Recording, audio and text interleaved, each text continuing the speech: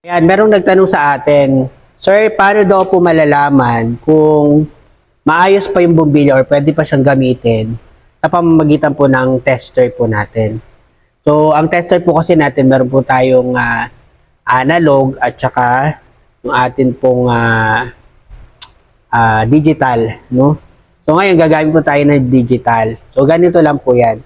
So, ito po kasi automatic na to. I-detect niya po kung merong palo ito or tinatawag nating resistance, no?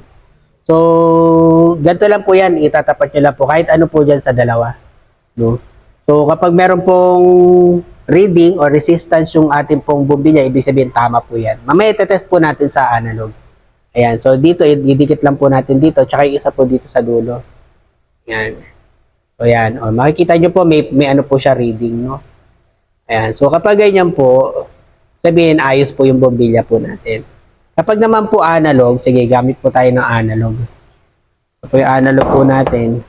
Ito ay sira na, hindi na nagme-measure ng maayos, kaya kailangan po natin ng maayos na tester. Pero ginagamit pa rin po natin ito for continuity test, no? So, kapag analog po, may kita nyo po dito, papalo po yan kahit konti lang, konting-konti lang. So, test po natin. Tingnan nyo po Ayan, di ba? Pumapalo siya. Ibig sabihin, yan.